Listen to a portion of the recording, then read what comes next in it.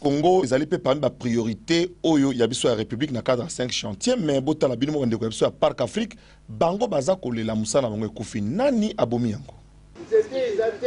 bandeko ya Parc Afrique bazali kolela Parc Afrique SPRL bandeko oyo nyonso batravayaka awa balembi balwa eleki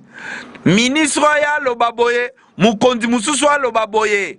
posa na bango ezali nini lelo bikro lingala fasile kite kuna na tongo yoka ndenge baleli nyoka batozo mona passe na kati ya soto bana bandaka babana futa biso très bien siko to komene bambulo yo ko futa ezali susute to komo tango na makolo to komo vana banzala tozo futa balisute ba conteneur biso komo okende ko kawana matadi moye ke na poto ezate maso uta poto poza ba conteneur ezori ya ville esengeli ke ba conteneur ezala matadi ba libérer maswa ekeli po munela sazwaki déjà mbongo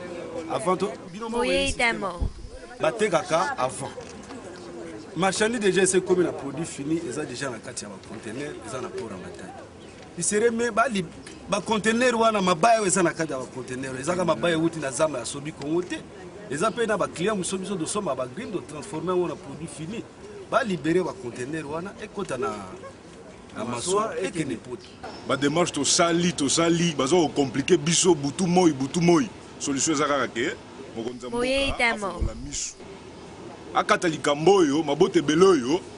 ekende kofanda te iya solo toyebi ke ministre Luzolo Bambi azali wana pona kobongisa pe kotala ba dossier nyonso ya justice pona makambo eleka bien tokanisa ke bandeko ya Parc Afrique bakozwa solution na makambo na bango po ba loi eleki kokamwa iya solo